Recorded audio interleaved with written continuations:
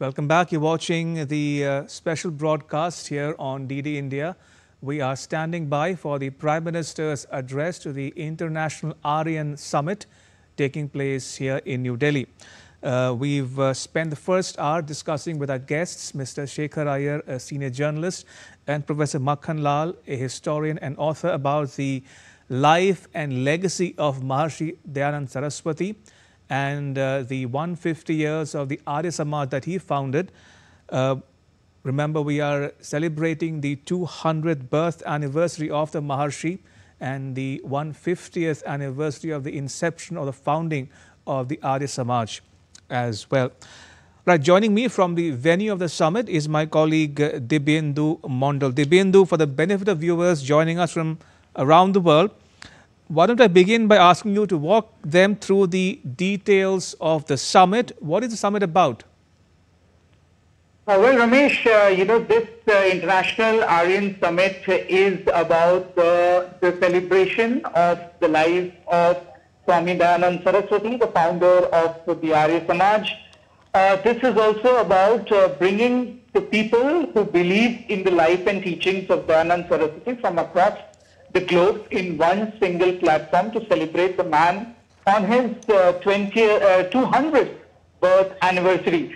So here, at a massively sprawling ground in Delhi, this summit is being organized where the believers and the followers of Arya Samaj have come from across different parts, not just of different parts of the country, but from across the world. We also saw, the former president of Mauritius, the former prime minister of another island nation in the Caribbean, who had attended this International Arya Summit here in New Delhi. So you'll see that people from all across the globe and who believe in the faith of Dayanand Saraswati is, attending this summit.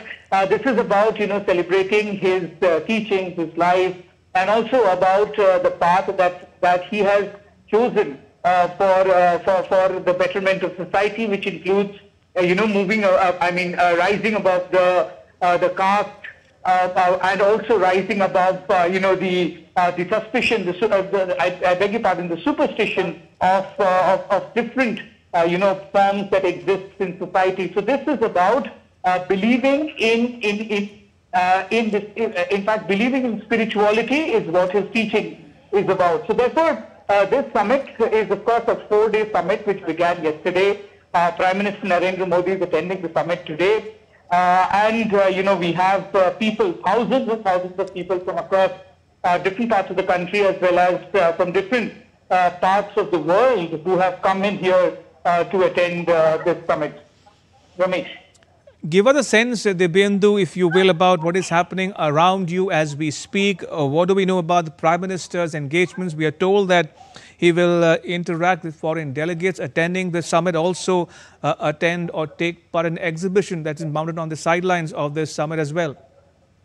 There is of course a couple of exhibitions that have been put up at this particular location. As I said, Ramesh, it's a sprawling, massively sprawling location that is where multiple exhibitions are spread across this entire location. So of course we did not have the chance to visit all of them because it's massive. So therefore the couple of exhibitions, they talk about they display the life and teaching of Dayanand Saraswati, and also it showcases the life, his path, his and also the different items that are used in regular spirituality. All of these are displayed here in multiple forums that have been set up at this particular area in Delhi. And of course, there are, as I said, there are multiple foreign delegates who have come from different parts of the world, which also includes, as I said, the former president of Mauritius and other dignitaries from different other countries who believe in the faith of Arya Samaj and who believe in life and teaching of Maharshi Dayanand Saraswati. So therefore, we have a large gathering of people, not just from India, but from across the globe, that have been gathering here since yesterday to take part in the celebration of the 200th birth anniversary of the founder, as well as the 150th anniversary of the establishment and the foundation of Arya Samaj. All right, we'll leave it there for now. Dibyendu, thank you for your inputs. That was my colleague Dibyendu Mondal reporting on the phone line from the venue of the International Aryan Summit in New Delhi. Right, we still have with us our guests with us on this broadcast, Mr. Shekhar Iyer, senior journalist, and Professor Makhan Lal, historian and author. Gentlemen, welcome once again on this special broadcast. Good to have you spend the last hour with us, and also looking forward to similar engrossing discussion with you going forward as well. Professor Lal, if I can start with you. Now, we heard our colleague there reporting on how foreign delegates are taking part in the summit too.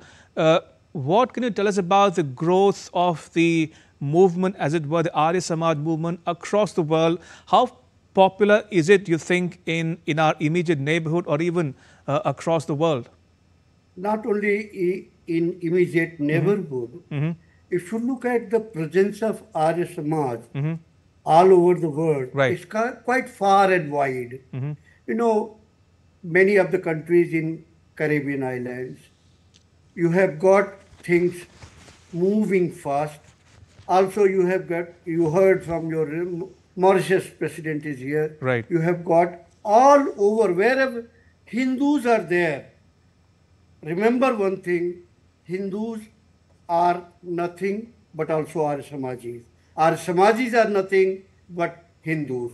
Wherever Hindus are there, Arya Samaj can be understood to be there, because Arya Samaj is talking only about Vedic principles, and Hinduism is based on that.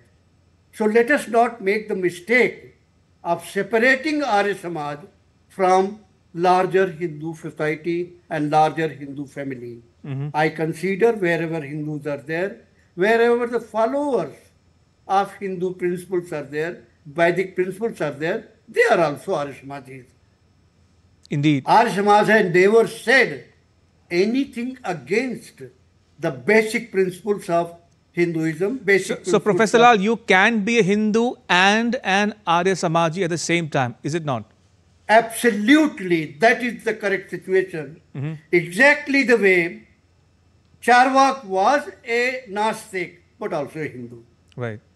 That is the beauty of Hindu, that you are not categorized. You are not put into a small little cell. I am a Hindu, I am Arya Samaji also, and meaning simply I am giving more emphasis on the teachings of Dayananda Saraswati, who is talking more on the core values of Vedas. Indeed. It is as simple as that. Giving more emphasis on Vedas, giving more emphasis on principles, giving more emphasis on ethics, rather than giving more emphasis on Brahmanas. There are two paths in Hinduism. One is called pure Bauddhic, other is what you call rituals. Everybody cannot be Bauddhic. It's an incredible system that you reach to God through your questioning, through your manasic system, otherwise through the rituals. Vedas talk about reaching to God not through rituals, but through questioning, through various kinds of learning, and through quest of knowledge. What you call reaching to God through knowledge, reaching to God through rituals. Swami Dayananda Saraswati talked basically to reach to God through the knowledge. And that is why he was against ritualism, against sacrifice, against belief, against all kinds of incredible practices. Shekhar Iyer himself was telling that he was against a lot of worthless rituals. Meaning thereby, follow the path of knowledge, which will finally take you to God. Indeed. And therefore, I am as much as a Sanatani Hindu, as a, Arya Samaji, as a Saivite, as a Vaishnavite, in my personal temple, also in most of temples, Ram temple is being built. You have learned, you have read I'm sure you must have gone also there to see yourself. Besides, within that temple, besides Lord Ram, Lakshman, Sita, others, all other gods' temples are being built. Be it Lord Shiva, be it Brahma, be it Vishnu, be it all you must be seeing. This is the beauty. When you come to any normal Hindu's family puja ghar, you will find all kinds of gods and goddesses, right from Lord Shiva to Lord Ram to Vishnu to Lord Krishna to Brahma's things are not kept. But at the same time, Radha and Krishna are there, Lakshmi is there, Parvati is there, Durga is there, all in a small place of a small puja ghar. And nobody is fighting with each other. Whereas in all other systems, they have been fighting. So, I can be a Arya Samajist and as well as Hindu without any contradiction, without any struggle between the two. Right. Professor Lal, do stay on. Mr. Iyer, coming to you now, we are talking about the expanding global footprint or reach, as it were, of the Arya Samaj and its followers or members. In that context, do you think it's another good example of India's so-called soft power in terms of how it sort of amplifies India's philosophy of, say, for instance, Vasudhaiva Kutumbakam, world is one family, or even Prime Minister's much quoted phrase of mission life or lifestyle for environment. So there are a lot of give and take or things to learn, to imbibe from the ancient distilled wisdom that can be incorporated in today's modern day living, is it not? Absolutely. We saw in year 2023, India hosts the G23 summit. Mm-hmm. And the theme was one world, one earth. So when we talk of one world and one earth, our ancient wisdom, our ancient core principles of life, of preserving life, of nurturing life, of propagating life. And these are principles that are available for everybody. So frequently, many foreigners who have come across Bhagavad Gita, for instance, they have realized that it is less to do with any religion. Rather, it is more to do with ethics and giving us a mantra for life and living. Because that is how many people who tend to look at Bhagavad Gita, rather some people who tend to look at Bhagavad Gita as a text of only meant for Hindus, have also realized that some of the core principles that have been, put forth in the Bhagavad Gita, the blessed song, and in those principles apply for every situation, everywhere. And today, even management institutes are studying the principles of Bhagavad Gita. Management graduates are told to analyze, because the Mahabharata that has been visualized or which forms the background of Bhagavad Gita, there is a Mahabharata going on in our mind all the time. The conflict that we face on account of our values, our belief systems, and a way forward.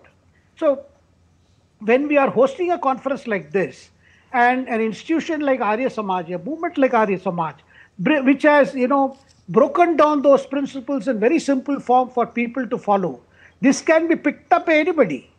Because, this is not something, a codified kind of thing which cannot be changed. Because when you say that these are principles of a particular faith, that means they are not subject to change, no matter what the new situation is. But here, these are principles which will have to be applied as the situation evolves. That is why when we are talking of empowerment of the weaker section, empowerment of women, empowerment of tribals, Dalits, backward, when we are talking of all these things, all this comes from valuing human life as human life, valuing each and every one as an expression of this universe, expression of this life. So this is only possible if we keep in mind the teachings of Maharishi and in mind the core Vedic principles and also Vedanta. And the whole idea is, at a conference like this, when scholars come from different parts of the world, and when they hear other scholars who speak for this, then they will realize that we stand today as a nation in diversity, largely because we are unity in purpose. We have a unity in concept. We have a unity in values. That is why such a diverse exposition you are seeing. Indeed. Professor Lal, since I want to benefit from your presence on this broadcast, I have to ask you this, and I'm sure many people watching this broadcast would also be wondering as we speak, is anybody welcome to join the Arya Samaj at any time? I mean, are people generally welcome from all walks of life in India and around the world? Anybody can join. Anybody can join in all the functional. Anybody can do anything within the organization wants without renouncing his own personal faith and belief. I see. That is the beauty. That you can be part of Arya Samaj. I do a lot of work. So are people, say, from other religions, for instance, Abrahamic religions or any other religion, welcome to join the order of fold of the Arya Samaj? Am I correct in saying that? I think, yes, they can join, provided they do not bring in the concept of conversion within the arts. Right. They can join it with a selfless service to the people. Right. There is no restriction, to the best of my knowledge and to the best of my understanding, and also whatever little I know the way Arya Samaj functions. Because after all, in DAV colleges, there is no restriction on education on the basis of any caste, creed and religion. Indeed. That shows the beauty of Arya Samaj. The greatest social institution Arya Samaj is running is education institution. And you know, education is the biggest gift to human life if you can give. And in that, Arya Samaj does not differentiate. And that principle applies to Arya Samaj, all spheres of social services. What Arya Samaj disapproves is the conversion. Professor Lal, what you just said gives me a perfect segue to my next question to you, and that is to do with the emphasis or focus of the Maharshi on education in terms of social reform and enlightenment. In that context, I want to ask you, I don't know whether you are, whether would like to amplify this point, but what do we know about the DAV schools generally speaking? What sets them apart from the other institutions that we know of today in terms of their curriculum or education philosophy or system? You spoke about the Gurukul system of yore. Do they also incorporate a bit of that in their institutions? You see, once all Gurukulas were strangled to death. I'm using the word, I'm a historian, I am author. I don't use the word loosely. I'm very conscious of that. Though English is not my mother tongue, but I still workable English I know, I speak and I write. When I say they were strangled to death, I know what I'm saying, because if you read my college minutes of 1934, all including ancient universities like Nalanda, like Takshila, like Udantpuri, Vikramshila, Pataliputra, there was no government grant every year. There was no university grants commission. There was no education department. What it is that people gave in kinds or in money. People gave, not the government. Government gave lump sum grant sometime. People gave whatever they had once in lifetime, once in a year. But at the same time, we know in our village there was a Pathshala. Most of people from village gave 1 bigha, 2 bigha of land. Now, if Pathshala has 100 acres of land, they will cultivate, that is source of their income, and they will survive. And these land grants were exempted from any kind of tax. That was the condition attached. What Macaulay did was cancelled all the land grants because lands were taken away by British. And also, whatever the land grant revenue was there, that was finished. Macaulay writes, beautifully sentence is there, stop the lifeline, they will die their own death. You will not be accused of closing down the supply. Stop the supply line. आप किसी की funding रोक दीजिए, मर जाएगा. That is what happened with that. And till DAV colleges came, hardly there were any institution working. And Dayanand Saraswati brought in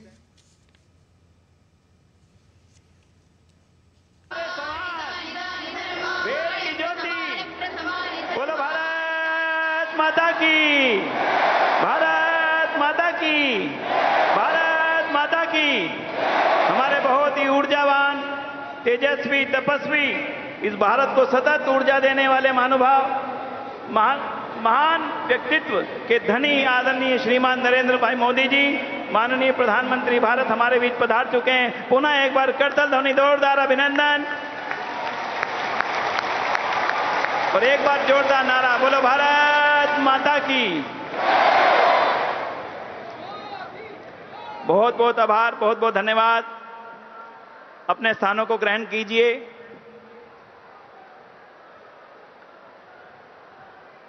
Arya Samaj के 150 वर्षों की यात्रा के इस पड़ाव पर हम सभी को अपनी ऊर्जा से जोश भर देने के लिए हमें अपनी जिम्मेदारियों को और ज्यादा एहसास कराने हेतु और आर्य समाज की 150 वर्षों की लंबी यात्रा में जिन महानुभावों ने अपने आप को समर्पित किया है, उन सबको स्मरण करने के लिए आज देश की 140 करोड़ जनता की आवाज के रूप में और एक भारत के विश्व भर में पहचान बनाने वाली एक ऊर्जा के रूप में माननीय प्रधानमंत्री जी के यहां पे आगमन हम सब के लिए बहुत बड़े सौभाग्य का विषय है। एक बार पुनः यहां पर पधारने पर उनका बहुत बहुत अभिनंदन, बहुत बहुत स्वागत, बहुत बहुत आभार। बंधुओं, आज हम इस अवसर को आरंभ करने के लिए ऋषिदान की सबसे बड़ी देन वेद, और वेद भी उनके लिए जिन बेटियों ने कभी वेद को पढ़ने के ही नहीं कभी सोची थी, उनके पढ़ने के द्वार बंद कर दिए गए थे। तो आज 150 वर्ष पश्चात न केवल बेटियां पढ़ रही हैं, बेटियां बढ़ रही हैं, बेटियां नेतृत्व कर रही हैं, वो बेटियां वेद के मंत्रों का न केवल पाठ करेंगी, वो साथ में संगठन का एक संदेश भी हम सबको देंगी। हमारे गुरुकुल की बेटियां, हमारे वीरांगना दल की बेटियां और हमारी बहनें।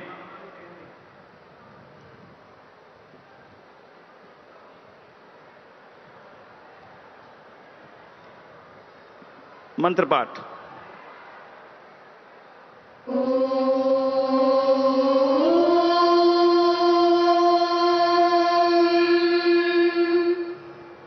विश्वानि देव कवितर्दुरितानि करासु वा, यद्भद्रं तन्नासु वा।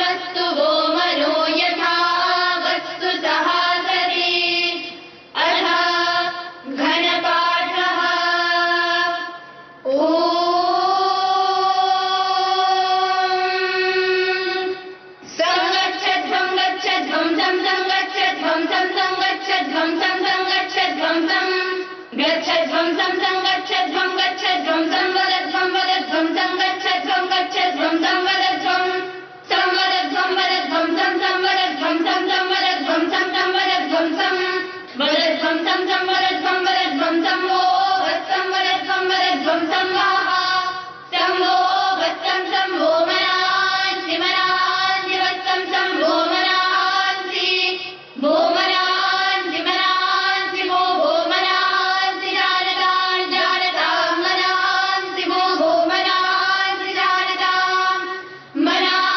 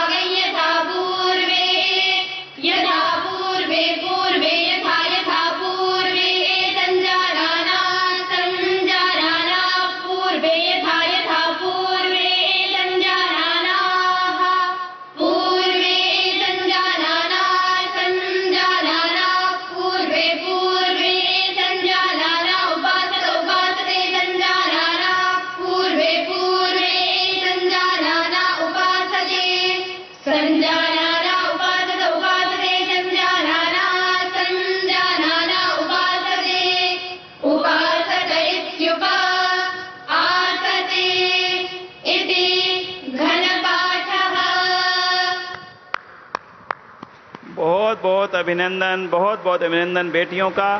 परमात्मा करे वेद मंत्रों की ध्वनि इस भूमि की पहचान थी और ये वेद मंत्रों की ध्वनि ऐसे ही गूंजती रहे। बहुत बहुत आभार।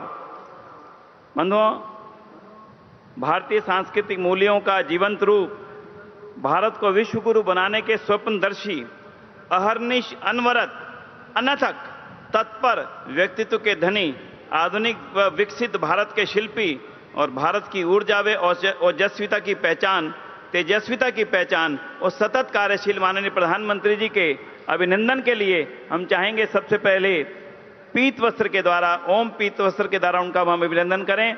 मैं निवेदन करूंगा माननीय आचार्य देवव्रत जी से कि वे माननीय प्रधानमंत्री महोदय जी का पीत वस्त्र के द्वारा अभिनंदन करेंगे। हम सभी की ओर से, देश और दुनिया से पधारे हुए सभी आर्यजनों की ओर से वे उनका अभिनंदन पीत वस्त्र के माध्यम से करके हम सबको एक अभिनंदन का अवसर मिला है। माननीय आचार्य देवव्रत जी, उनका अभिनंदन करें जोरदार तालियों द्वारा। बहुत बहुत अभिनंदन।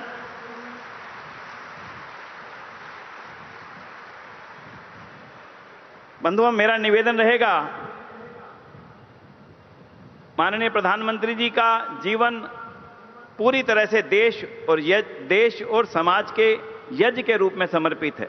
उसी यज्ञ की एक प्रतिकृति को देने का निवेदन मैं करूंगा, भेंट करने का निवेदन मैं करूंगा माननीय श्री सुरेंद्र कुमार आर्य जी से कि वे आएं और ज्ञान ज्योति पर्व आयोजन समिति के अध्यक्ष के रूप में वे माननीय प्रधानमंत्री जी को यज्ञ कुंड की एक प्रतिकृति समर्पित करेंगे, भेंट करेंगे।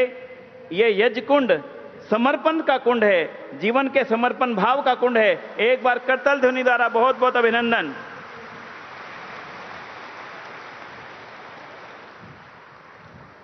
मेरा निवेदन है, आर्य समाज के प्रतीक चिन्ह जो हमें सतत प्रेरणा देता है, उनको भेंट करने के लिए मैं निवेदन करूंगा श्रीमान प्रकाश आर्य जी से, श्रीमान धर्मपाल आर्य जी से कि वे आएं और माननीय प्रधानमंत्री जी को आर्य समाज के प्रतीक चिन्ह को, हम सभी का प्रेरक कृणवंतो विश्वमार्यम, सारे संसार को आर्य बनाएं, इस प्रतीक चिन्ह को वे भेंट करें और हम सभी को उससे प्रेरणा सतत मिलती रहे। एक बार जोरदार तालियों द्वारा अभिनंदन। और गायत्री मंत्र एक ऐसी एक विधा है हर जनमानस के, हर भारतीय की, कि वे उससे सतत प्रेरणा लेते हैं। हर भारतीय उससे जुड़ा है।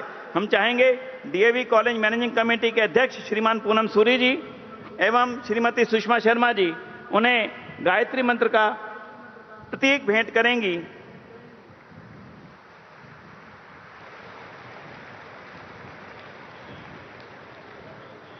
बहुत बहुत आभार, बहुत बहुत धन्यवाद। और अब चारों वेद, बंधुओं, चारों वेद जो इस देश का, इस संस्कृति का आधार है, इस भारतीय संस्कृति का आधार है, उन चारों वेद की प्रतिकृति हम भेंट करेंगे। चारों वेद और सत्यार्थ प्रकाश के 150वें वर्ष के अवसर पर हम उसको स्मरण करते हैं, उस आत्मा को। चारों वेद की प्रतिकृति भेंट करने के लिए श्री विश्रुत आर्य जी अमेरिका से और श्री उदय नारायण गंगू जी मॉरिशस से आएंगे और चारों वेद और सत्यार्थ प्रकाश की प्रति उनको भेंट करेंगे। प्रतिलिपि थोड़ा सा साइड हो जाइए, थोड़ा। उदय नारायण गंगू जी मॉरिशस, विश्रुत आर्य अमेरिका। बहुत बहुत धन्यवाद, बहुत बहुत आभार।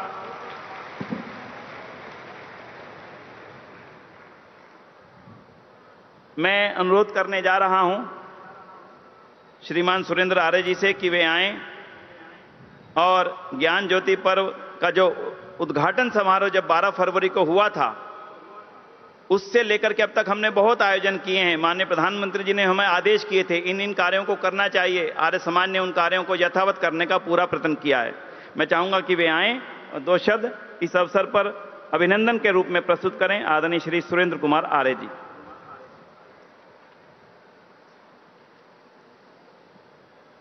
सभी को सादर नमस्ते। लंबे समय के अंधकार युग के बाद भारत को ऋषि परंपरा से पुनः जोड़ने वाले 19वीं सदी के अद्वितीय समाज सुधारक, भारतीय स्वतंत्रता आंदोलन के संवाहक, जन जन में स्वाभिमान जागृत करने वाले वेदोद्धारक और अंधविश्वासों का तर्क की तलवार से खंडन करने वाले अपने हत्यारे को भी जीवन दान देने वाले दया के सागर महर्षि दयानंद जी की 200वीं जयंती और उनके द्वारा विश्व कल्याण की भावना से बनाए गए संगठन आर्य समाज की स्थापना के 150 वर्ष के अवसर पर आयोजित अंतर्राष्ट्रीय आर्य महासम्मेलन के मुख्य अतिथि पद को सुशोभित कर रहे जन जन के हृदय सम्राट, भारत के खोए हुए गौरव को, सम्मान को पुनः शिखर पर पहुंचाने के लिए निरंतर सर्वात्मना समर्पित भारत के यशस्वी एवं अत्यंत लोकप्रिय प्रधानमंत्री माननीय श्री नरेंद्र मोदी जी का हम देश विदेश से पधारे आर्यजन हार्दिक अभिनंदन करते हैं।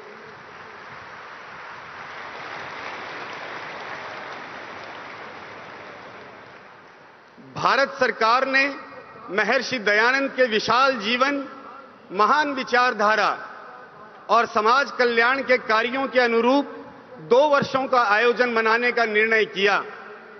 इस ज्ञान ज्योति पर्व आयोजन समिति के अध्यक्ष का पद माननीय प्रधानमंत्री जी ने प्रसन्नता पूर्वक स्वीकार किया।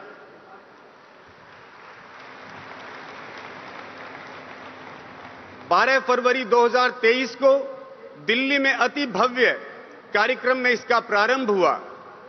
तब से निरंतर देश विदेश में अनेक कार्यक्रम आयोजित हुए हैं और लगातार हो रहे हैं।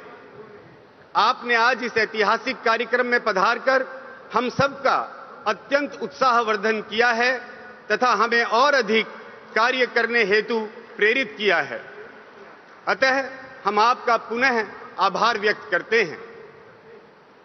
माननीय प्रधानमंत्री जी, आपने महर्षि दयानंद के जीवन और कार्यों को निकटता से समझा है और आपका जीवन महर्षि जी के विचारों से प्रकाशित, प्रेरित और संचालित है। ऐसे अवसर पर हम आपको अपने बीच पाकर धन्य हैं और आपके विचारों को सुनने के लिए उत्सुक हैं।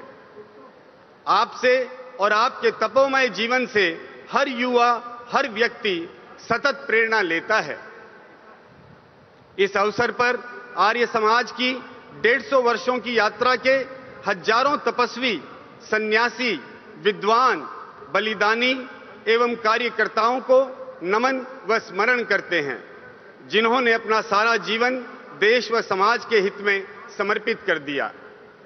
आर्य समाज गत 150 वर्ष की भांति भविष्य में भी सदा देश, समाज और विश्व की शांति, समृद्धि एवं उन्नति के लिए अपनी लगभग 15,000 सेवा संस्थाओं के माध्यम से निरंतर अग्रणी बना रहेगा। आर्य समाज का एक एक कार्यकर्ता एवं हम सब आज यह संकल्प करते हैं।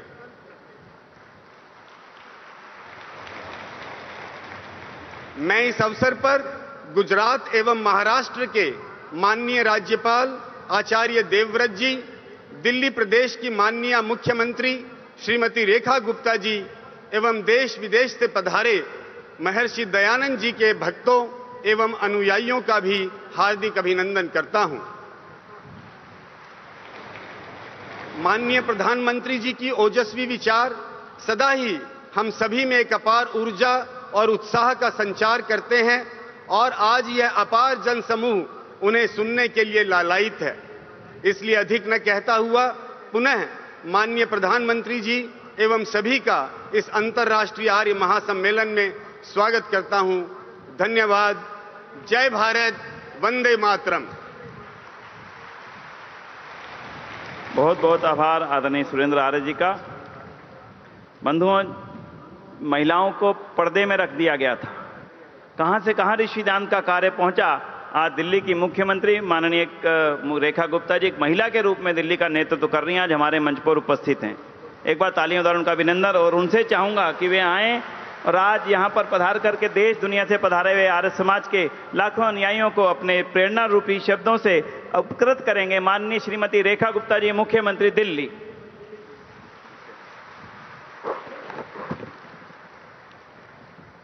पूरे देश के कोने कोने से आए, बल्कि देश ही क्यों दुनिया के कोने कोने से आए मेरे सभी आर्यवर्ती आर्य समाज के भाई बहनों को मेरा बहुत बहुत प्रणाम।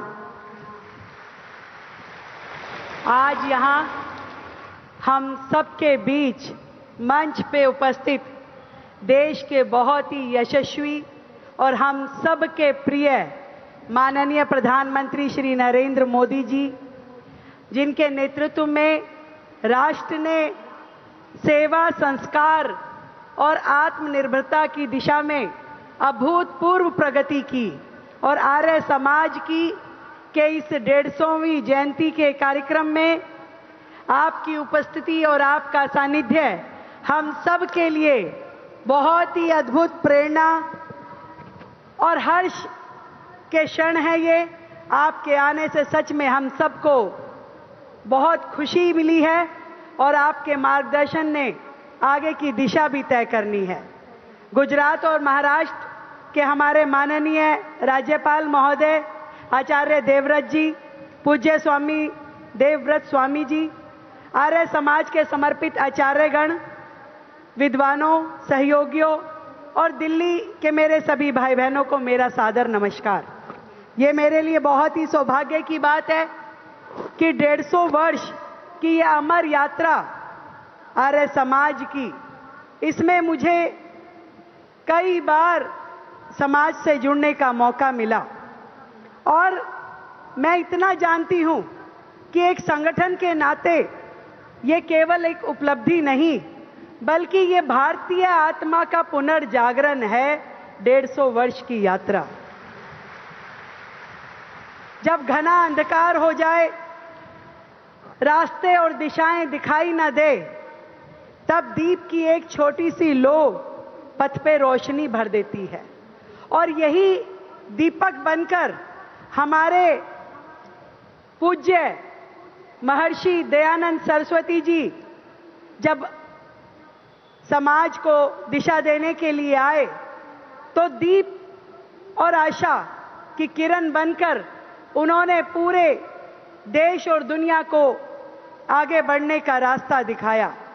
जब उन्होंने कहा कि वेदों की ओर लौटो, तो ये एक मात्र धार्मिक संदेश नहीं था, ये ज्ञान, विज्ञान, समानता और स्वराज की पुकार थी।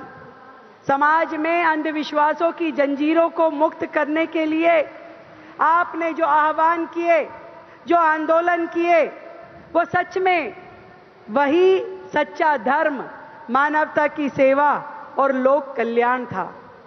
1875 में आदरणीय महर्षि दयानंद सरस्वती जी के द्वारा आर्य समाज की स्थापना की गई। उद्देश्य केवल एक संगठन का निर्माण नहीं था, पूरे के पूरे समाज को नए जीवन मूल्य देना और संस्कारों से जोड़ने का दृढ़ संकल्प था। आर्य समाज आज भी उसी संकल्प के साथ आगे बढ़ रहा है, और मुझे खुशी इस बात की भी है, उसका सबसे ज्यादा लाभ यदि किसी को मिला तो देश की बहनों को, बेटियों को, महिलाओं को मिला। उस समय यदि समाज अंधविश्वास की और रूढ़िवादिता की उन जंजीरों को नहीं तोड़ता, तो शायद आज दिल्ली की ये बेटी भी यहां तक नहीं पहुंच पाती। मैं पूरे आर्य समाज से जुड़े हुए हर एक व्यक्ति को बहुत बहुत बधाई देती हूं, साधुवाद देती हूं, और बधाई देना चाहूंगी और धन्यवाद भी देना चाहूंगी आदरणीय प्रधानमंत्री जी को, जिन्होंने महर्षि दयानंद सरस्वती जी के विचारों को अपने कार्यों में लागू किया। जब आपकी हर योजना जन कल्याण से, गरीब कल्याण से, समाज के उत्थान से और देश को आगे बढ़ाने के लिए होती है, आपके हर एक कार्य में, आपके विजन में हमेशा सबको समानता का अधिकार देके हर वर्ग को अवसर देने की नीतियां होती है। आपके निर्णय हमेशा साहस से भरे हुए होते हैं, और सही मायने में यदि आज के इस आधुनिक समय में महर्षि दयानंद जी को कोई रिप्रेजेंट कर रहा है, उनके विचारों को कोई आगे लेके जा रहा है, तो वो हमारे देश के माननीय प्रधानमंत्री नरेंद्र मोदी जी हैं। मैं चाहूंगी कल ध्वनि के साथ में हम 1 मिनट तक आदरणीय प्रधानमंत्री जी को साधुवाद दें, धन्यवाद दें, बधाई दें उनके किए हुए कार्यों के लिए, जो राष्ट्र को सम्मान स्वाभिमान के साथ आगे बढ़ने का मौका दे रहे हैं। भारत माता की, भारत माता की। महर्षि दयानंद सरस्वती जी, बहुत बहुत नमस्कार।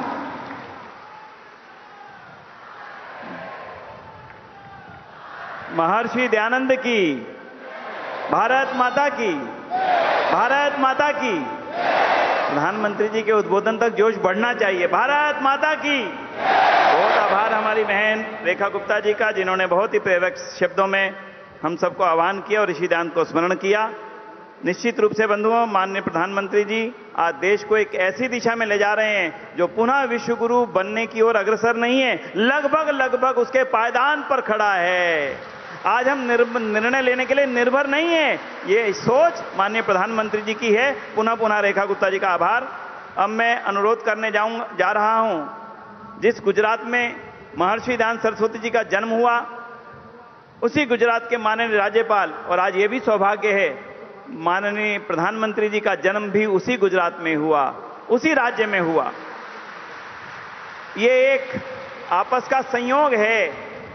माननीय स्वामी दयानंद सरस्वती जी का जन्म जहां पर हुआ, वहीं से, उसी भूमि से, उसी मिट्टी से प्रेरणा प्राप्त माननीय प्रधानमंत्री पद पर आसीन होने वाले माननीय प्रधानमंत्री जी आज हमारे बीच हैं। और हम सभी की ओर से उनको आभार व्यक्त करने और आपको संदेश देने के लिए उनके राज्यपाल महोदय आदरणीय डॉक्टर देवव्रत आचार्य जी से मेरा अनुरोध होगा कि वे आएं और हम सबको अपनी प्रेरक वाणी से उपकृत करें। आदरणीय आचार्य देवव्रत जी, माननीय राज्यपाल गुजरात एवं महाराष्ट्र।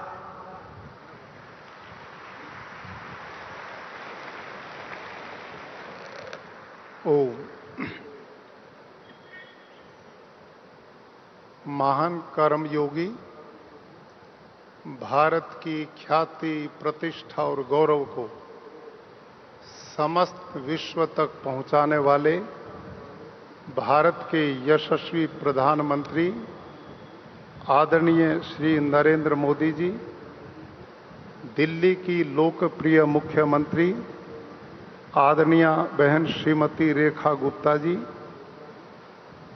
आदरणीय श्री पूनम सूरी जी, डीएवी मैनेजमेंट के प्रधान, जेबीएम ग्रुप के चेयरमैन और हमारे इस विशाल कार्यक्रम के संयोजक मान्य श्री सुरेंद्र आर्य जी, आर्य समाज के समस्त सन्यासीगण, विद्वद्गण और भारतवर्ष ही नहीं अपितु दुनिया के 36 देशों से पधारे हुए सभी आर्य भाई और बहनों, आज हम सबका परम सौभाग्य है कि आर्य समाज एक ऐसी संस्था जिसको महर्षि दयानंद सरस्वती ने प्रारंभ किया और जब उनकी शिक्षा पूर्ण हुई तो गुरु को गुरु दक्षिणा देने लगे तो गुरु ने कहा, बेटे दयानंद, मुझे लौंग नहीं चाहिए, दक्षिणा में तुम्हारा जीवन चाहिए। आज देश जिस प्रकार की कुरीतियों में फंसा हुआ है, भारतीय संस्कृति सभ्यता नष्ट हो रही है, देश विदेशी आक्रांताओं की गुलामी की जंजीरों में छटपटा रहा है, इन सब समस्याओं के समाधान के लिए मुझे तेरा जीवन चाहिए। भाइयों बहनों, ऋषि दयानंद ने गुरु विरजानंद के इस आदेश को अपने जीवन का ध्येय बना लिया और तत्कालीन भारत की जो धार्मिक, सामाजिक, सांस्कृतिक, राजनीतिक और आर्थिक जो स्थिति उस काल की थी, ऋषि दयानंद ने उसका बारीकी से मूल्यांकन किया और उसके बाद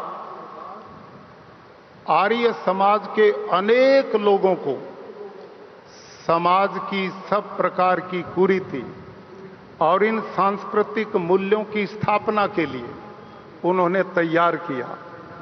भारत में जिस प्रकार की मानसिकता थी उसको बदलने के लिए ऋषि दयानंद ने सबसे बड़ा मंत्र दिया था, और उनका मंत्र क्या था?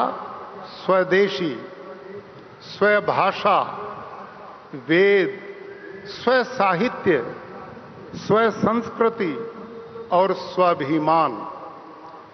ये उनके ऐसे मंत्र थे जिसको पिछले 150 सालों में आर्य समाज के विद्वानों ने, सन्यासियों ने, प्रचारकों ने, युवाओं ने इस देश में चरितार्थ करने का बहुत बड़ा महाअभियान चलाया था।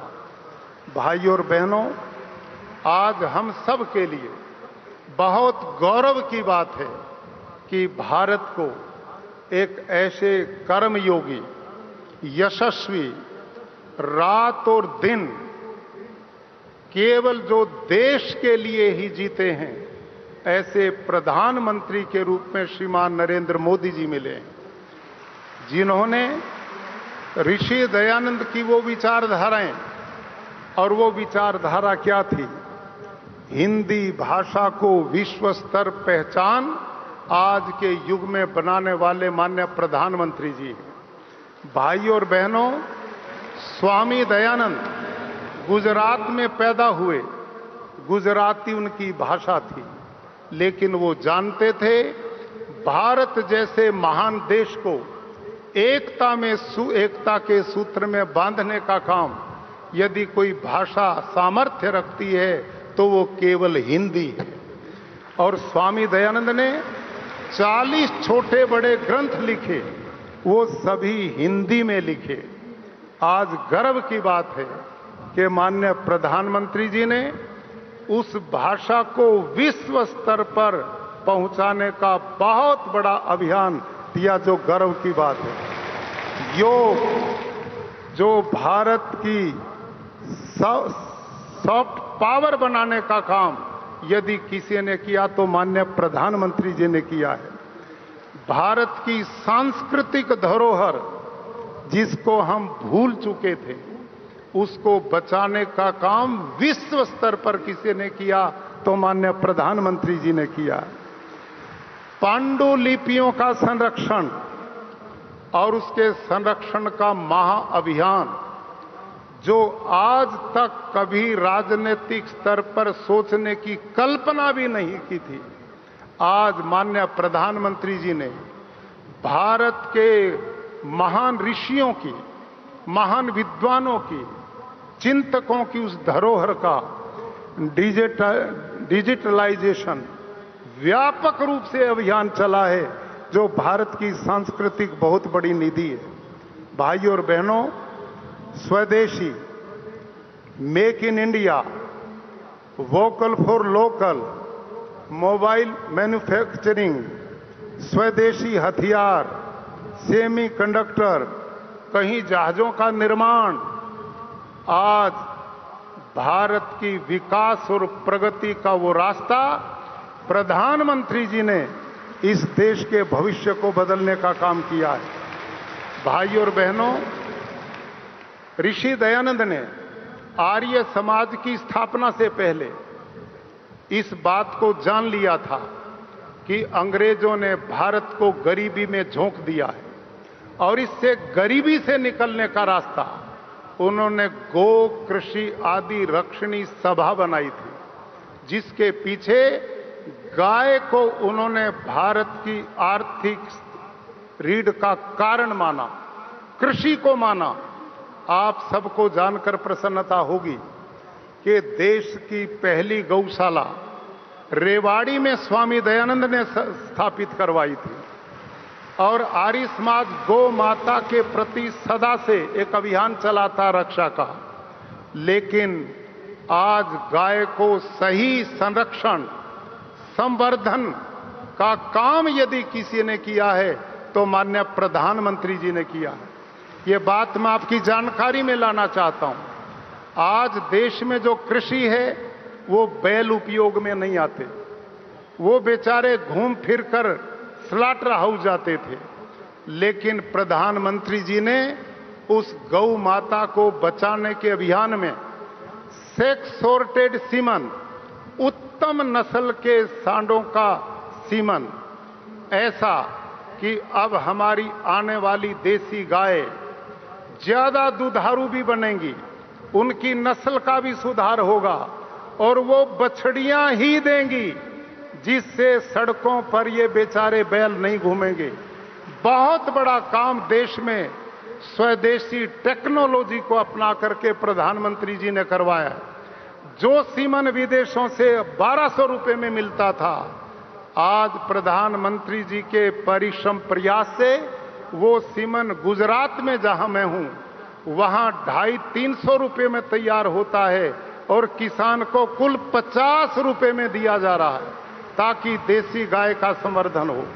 भाइयों और बहनों, देश के लोग स्वस्थ हों, निरोग हों, ये पर्यावरण बचे, धरती माता बचे, लोगों का स्वास्थ्य बचे, लोगों का धन बचे और किसान की समृद्धि हो, इसके लिए देश में पहले ऐसे प्रधानमंत्री हैं जिन्होंने प्राकृतिक खेती को राष्ट्रीय प्राकृतिक कृषि मिशन बना दिया है। आज पूरे देश में एक अभियान चल रहा है कि आप लोगों को स्वस्थ निरोग करने वाला आहार प्राप्त हो। ऋषि दयानंद की मान्यता थी कि भारत जब तक आर्थिक रूप से समृद्ध नहीं होगा तो भारत का जनमानस सुखी नहीं होगा और उसके लिए ढांचागत विकास बहुत जरूरी है। इसके लिए प्रधानमंत्री जी ने इन 11 सालों में, भाइयों और बहनों, आप देश देश के कोने से आए हैं, आप उस विकास को देखते हैं। कहीं रोड का नेटवर्क है, कहीं रेल का नेटवर्क है, अमृत भारत, वंदे भारत, हर 20 दिन में एक गाड़ी पटरियों पर दौड़ना शुरू कर चुकी है। भाइयों और बहनों, कहीं बुलेट ट्रेन आने वाली है, पोर्ट नेटवर्क है, आर्थिक कॉरिडोर है और इन प्रयासों का परिणाम भारत देश का 25 करोड़ गरीब गरीबी रेखा से बाहर निकल चुका है। इसके पीछे माननीय प्रधानमंत्री जी की देन है। ये भाइयों और बहनों छोटा आंकड़ा नहीं है। भारत जो 11वीं अर्थव्यवस्था था, इन 11 साल में वो 5वीं से चौथी और चौथी से तीसरी अर्थव्यवस्था की ओर बढ़ रहा है। ये हमारे बालकों के भविष्य के उन्नत भविष्य की संकल्पना और माननीय प्रधानमंत्री आत्मनिर्भर भारत, विकसित भारत, मेरी आपकी आने वाली पीढ़ियां, इस देश के लोगों का भविष्य एक व्यक्ति रात और दिन परिश्रम करके सोचता है, जो चैन की नींद नहीं, रात और दिन काम करते हैं। भाइयों और बहनों, ऐसा व्यक्तित्व जिनका राजनीतिक जीवन 25 वर्ष का है, 25 साल में हमारे प्रधानमंत्री जी ने एक भी दिन अवकाश नहीं लिया, एक दिन भी अवकाश नहीं लिया। उनकी दिवाली इस देश के सेनानी वीर जवानों के बीच में बीतती है। ये गरीब के मेहनत और परिश्रम को देखते हैं तो उनके पग भी धोते दिखाई देते हैं। ऐसा व्यक्तित्व जिसका अपना कुछ नहीं, आर्थिक रूप से कुछ नहीं है, तो केवल मेरा देश और मेरे देश की प्रजा, ऐसे महान व्यक्तित्व आज हमारे बीच में आए हैं। उनके निर्णय जिन्होंने भारत की ख्याति प्रतिष्ठा को दुनिया में पहुंचाया, धारा 370, सोचते थे केवल ये चुनावी मुद्दा है। लोग कहते थे खून की नदियां बहेंगी। इतना जबरदस्त निर्णय लेने की ताकत यदि किसी में है तो माननीय प्रधानमंत्री जी में है। आज वो देश का हिस्सा बन गया। भाइयों और बहनों, पड़ोसी देश आए दिन आंख दिखाता है। कभी ऑपरेशन सिंदूर, कभी सर्जिकल स्ट्राइक और कभी एयर स्ट्राइक ने उनके धुर्रे उड़ा दिए हैं। ये काम भी माननीय प्रधानमंत्री जी का है। भाइयों और बहनों, अधिक समय न लेता हुआ माननीय प्रधानमंत्री जी को मैं इस देश के और विश्व के आर्य समाज के लोगों की ओर से आश्वस्त करना चाहता हूं, आपके राष्ट्र निर्माण के जो महाअभियान चल रहे हैं, पूरे देश का आर्य समाज और पूरे विश्व का आर्य समाज आपके इस अभियानों का भरपूर समर्थन करता है और हम आपके साथ खड़े हैं। आप यहां आए, आपके लिए पूरा आर्य समाज प्रेरणा पाने के लिए उत्सुक है। बहुत बहुत धन्यवाद।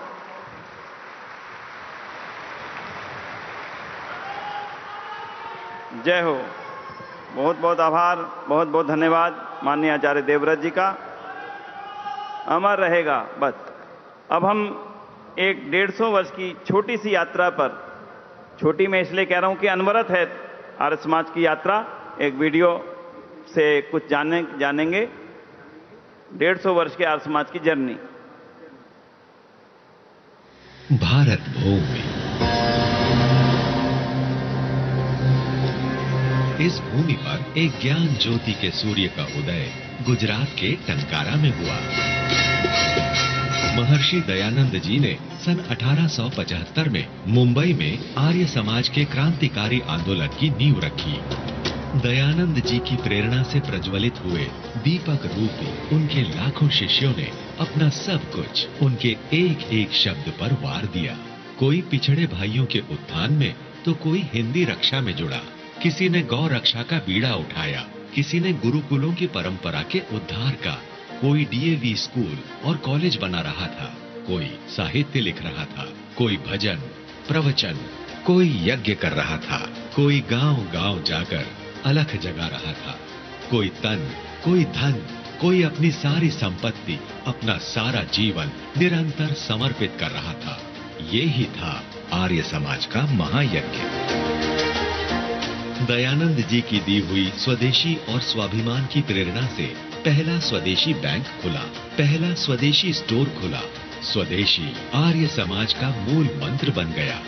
इसी के साथ हजारों आर्य समाज मंदिर भी बने, विद्यालय बने, महाविद्यालय बने, विश्वविद्यालय बने, अनाथालय बने, कन्या विद्यालय बने, आयुर्वेदिक फार्मेसी बनी, पुस्तकालय बने, महिला आश्रम बने और सेवाश्रम बने। महर्षि से प्रेरित हजारों वीरों ने बलिदान दिए।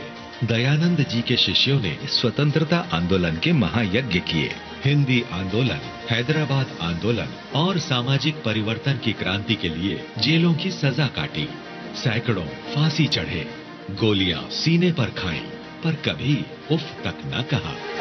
आज भी आर्य समाज का एक एक सिपाही समाज और राष्ट्र के लिए समर्पण को तैयार है। शिक्षा, संस्कार, सेवा, चिकित्सा, समाज उत्थान और पर्यावरण के प्रति समर्पित आर्य समाज की 150 वर्षों की यात्रा में 15,000 सेवा इकाइयों का निर्माण हुआ। यानी हर 4 दिन में एक इकाई और हर एक इकाई समाज को समर्पित, हर एक सिपाही समाज को समर्पित। आर्य समाज ने हर समय तत्कालीन चुनौतियों और समस्याओं को महसूस किया और उनका समाधान किया। किंतु चुनौतियां तो निरंतर हैं और अगली समस्याओं के समाधान पर सभी आर्यजनों को एकजुटता से आगे बढ़ना होगा। आर्य समाज इन सभी चुनौतियों के लिए पूर्ण रूप से तैयार है। माननीय प्रधानमंत्री श्री नरेंद्र मोदी जी ने भारत की सांस्कृतिक रक्षा, विरासत की वृद्धि, देश की एकता और अखंडता के लिए विश्व में नए भारत की पहचान बनाने और भारत को विश्व की आर्थिक महाशक्ति बनाने के लिए जिस त्याग और परिश्रम का परिचय दिया है, वो देश के हर युवा के हृदय में प्रेरणा का भाव भरता है। आज भारत हर प्रकार की चुनौतियों का सामना करने में सक्षम है। भारत अब स्वतंत्र निर्णय लेने में सक्षम है। आज महर्षि द्वारा स्थापित आर्य समाज की 150 वर्षों की ऐतिहासिक यात्रा के इस अवसर पर महर्षि दयानंद सरस्वती जी की पुण्य भूमि गुजरात में जन्मे और उनके विचारों से प्रेरित माननीय प्रधानमंत्री जी का विश्व भर से पधारे आर्यजन हृदय से अभिनंदन करते हैं। हम महर्षि द्वारा उद्घोषित स्वदेशी के संकल्प को आज फिर से दृढ़ता पूर्वक पूरा करने का संकल्प लेते हैं। पुनः माननीय प्रधानमंत्री श्री नरेंद्र मोदी जी का बहुत बहुत अभिनंदन, अभिनंदन, अभिनंदन। जोरदार तालियों द्वारा अभिनंदन, जोरदार तालियों द्वारा अभिनंदन।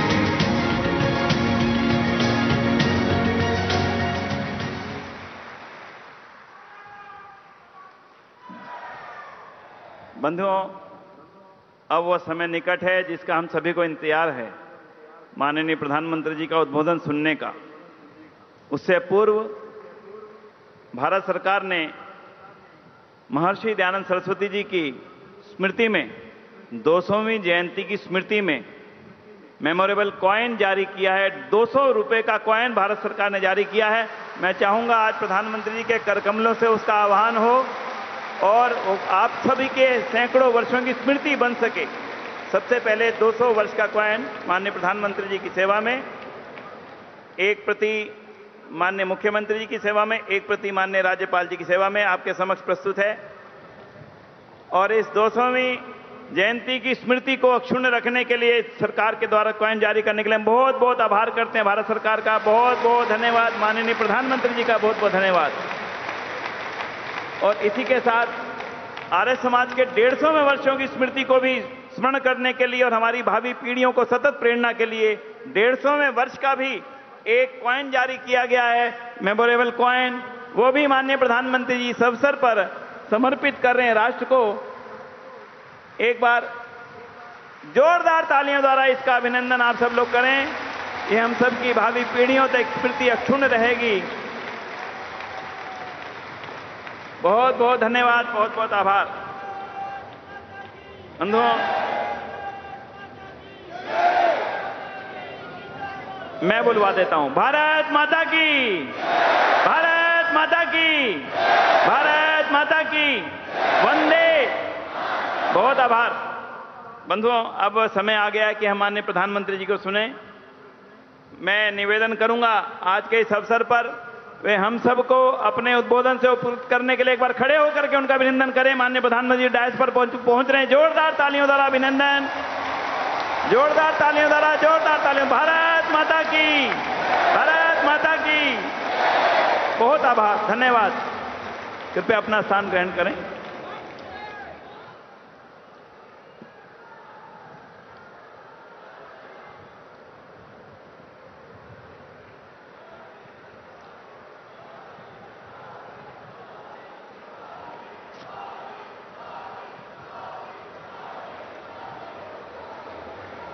गुजरात और महाराष्ट्र के राज्यपाल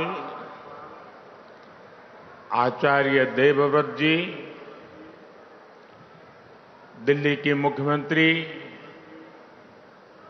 रेखा गुप्ता जी, ज्ञान ज्योति महोत्सव आयोजन समिति के चेयरमैन सुरेंद्र कुमार आर्य जी, डीएवी कॉलेज मैनेजिंग कमेटी के प्रेसिडेंट पूनम सूरी जी, वरिष्ठ आर्य सन्यासी स्वामी देवव्रत सरस्वती जी, विभिन्न आर्य प्रतिनिधि सभा के प्रेसिडेंट और वाइस प्रेसिडेंट, देश और दुनिया भर से आए आर्य समाज के सभी व्रती, देवी और सज्जनों, सबसे पहले मुझे आने में विलंब हो गया, इसके लिए आप सबकी क्षमा मांगता हूं।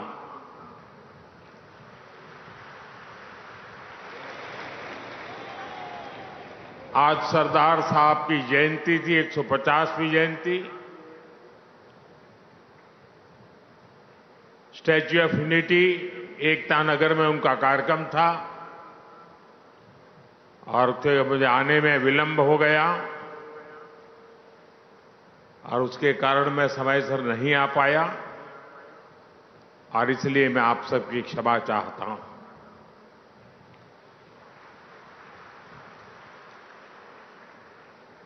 जब हम यहां आए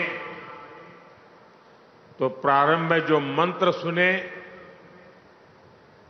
उनकी ऊर्जा अब भी हम सब महसूस कर रहे हैं।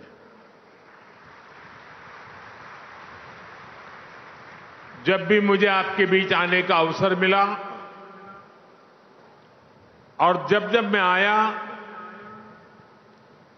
वो अनुभव दैवीय अनुभव होता है, अद्भुत अनुभव होता है। और ये स्वामी दयानंद जी का आशीर्वाद है, उनके आदर्शों के प्रति हम सबकी श्रद्धा है। आप सभी विचारकों से दशकों पुरानी मेरी आत्मीयता है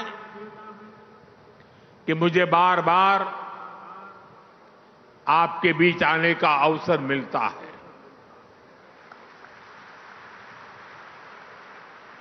और जब भी मैं आपसे मिलता हूं, आपसे संवाद करता हूं, एक अलग ही ऊर्जा से, एक अलग ही प्रेरणा से भर जाता हूं। और मुझे भी बताया गया कि ऐसे 9 और सभागृह बनाए गए हैं, वहां सभी हमारे आर्य समाज के व्रती वीडियो से इस कार्यक्रम को देख रहे हैं। मैं उनके दर्शन नहीं कर पा रहा हूं, लेकिन मैं उनको भी यहां से प्रणाम करता हूं। साथियों, गत वर्ष गुजरात में दयानंद सरस्वती जी के जन्म स्थान पर विशेष कार्यक्रम हुआ था। उसमें मैं वीडियो संदेश के जरिए शामिल हुआ था। इसके पहले यहां दिल्ली में ही मुझे महर्षि दयानंद सरस्वती जी की 200वीं जयंती समारोह के शुभारंभ का सौभाग्य मिला था। वेद मंत्रों के उच्चारण की ऊर्जा, वो हवन, अनुष्ठान, ऐसा लगता है जैसे अभी वो सब कल की ही बात हो। साथियों, तब उस आयोजन में हम सब ने 200वीं जयंती के समारोह को एक विचार यज्ञ के रूप में 2 वर्ष तक जारी रखने का फैसला किया था। मुझे खुशी है वो अखंड विचार यज्ञ अनवरत 2 वर्ष तक चला है। समय समय पर मुझे आपके प्रयासों और कार्यक्रमों की जानकारी भी मिलती रही है। और आज मुझे एक बार फिर आर्य समाज के 150वें स्थापना वर्ष के इस आयोजन में अपनी एक और भाव आहुति देने का अवसर मिला है। मैं स्वामी दयानंद सरस्वती जी के चरणों में प्रणाम करता हूं, उन्हें आदरपूर्वक श्रद्धांजलि देता हूं। मैं आप सभी को इस अंतर्राष्ट्रीय समिट के लिए हार्दिक शुभकामनाएं देता हूं। अभी हमें इस अवसर पर विशेष स्मारक सिक्के को जारी करने का भी सौभाग्य मिला है। साथियों, आर्य समाज की स्थापना के 150 वर्ष, ये अवसर केवल समाज के एक हिस्से या संप्रदाय से जुड़ा नहीं है। ये अवसर पूरे भारत की वैदिक पहचान से जुड़ा है। ये अवसर भारत के उस विचार से जुड़ा है जो गंगा के प्रवाह की तरह खुद को परिष्कृत करने की, सेल्फ प्यूरिफिकेशन की ताकत रखता है। ये अवसर उस महान परंपरा से जुड़ा है जिसने समाज सुधार की महान परंपरा को निरंतर आगे बढ़ाया, जिसने आजादी की लड़ाई में कितने ही सेनानियों को वैचारिक ऊर्जा दी। लाला लाजपत राय, हुतात्मा राम प्रसाद बिस्मिल, ऐसे कितने ही क्रांतिकारियों ने आर्य समाज से प्रेरणा लेकर आजादी की लड़ाई में अपना सर्वस्व समर्पित किया था। दुर्भाग्य से राजनीतिक कारणों से आजादी की लड़ाई में आर्य समाज की इस भूमिका को वो सम्मान नहीं मिला जिसका आर्य समाज हकदार था।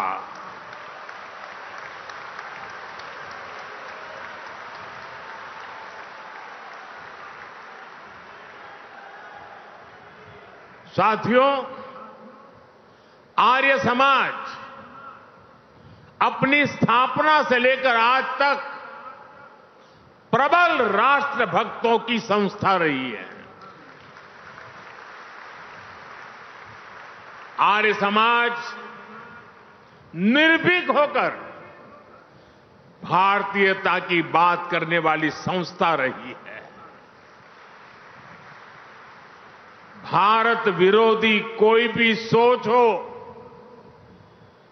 विदेशी विचारधाराओं को थोपने वाले लोग हो, विभाजनकारी मानसिकता हो, सांस्कृतिक प्रदूषण के दुष्प्रयास हो, आर्य समाज ने हमेशा इनको चुनौती दी है।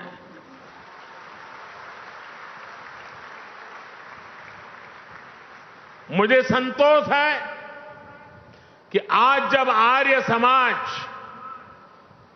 और उसकी स्थापना के 150 वर्ष हो रहे हैं, तो समाज और देश दयानंद सरस्वती जी के महान विचारों को इस विराट स्वरूप में नमन कर रहा है। साथियों, स्वामी श्रद्धानंद जैसे आर्य समाज के अनेक मनीषी, जिन्होंने धर्म जागरण के जरिए इतिहास की धारा को एक नई दिशा दी, आज ऐतिहासिक क्षण में उन सब की ऊर्जा और आशीर्वाद भी शामिल है। मैं इस मंच से ऐसी कोटि कोटि पुण्यात्माओं को नमन करता हूं, उनकी स्मृति को प्रणाम करता हूं। साथियों, हमारा भारत कई मायनों में विशेष है। ये धरती, इसकी सभ्यता, इसकी वैदिक परंपरा, ये युगों युगों से अमर है, क्योंकि किसी भी कालखंड में जब नई चुनौतियां आती हैं, समय नए सवाल पूछता है, तो कोई न कोई महान विभूति उनके उत्तर लेकर अवतरित हो जाती है। कोई न कोई ऋषि, महर्षि और मनीषी हमारे समाज को नई दिशा दिखाते हैं। दयानंद सरस्वती जी भी इसी विराट परंपरा के महर्षि थे। उन्होंने गुलामी के कालखंड में जन्म लिया था, सदियों की गुलामी से पूरा देश, पूरा समाज टूट चुका था। विचार और चिंतन की जगह पाखंड और कुरीतियों ने ले ली थी। अंग्रेज हमें हमारी परंपराओं और हमारी मान्यताओं को नीचा दिखाते थे। हमें नीचा दिखाकर वो भारत की गुलामी को सही ठहराते थे। ऐसी परिस्थितियों में नए मौलिक विचारों को कहने का साहस भी समाज खो रहा था। और ऐसे ही मुश्किल समय में एक युवा सन्यासी आता है। वो हिमालय के निर्जन और कठिन स्थानों में साधना करता है, खुद को तपस्या की कसौटी पर तपाता है और वापस आकर वो हीन भावना में फंसे भारतीय समाज को झकझोरता है। जब पूरी अंग्रेजी सत्ता भारतीय पहचान को नीचा दिखाने में लगी थी, जब समाज के गिरते आदर्शों और नैतिकता के पश्चिमीकरण को आधुनिकीकरण के तौर पर पेश किया जा रहा था, तब आत्मविश्वास में भरा वो ऋषि अपने समाज का आह्वान करता है, वेदों की ओर लौटो, वेदों की ओर लौटो।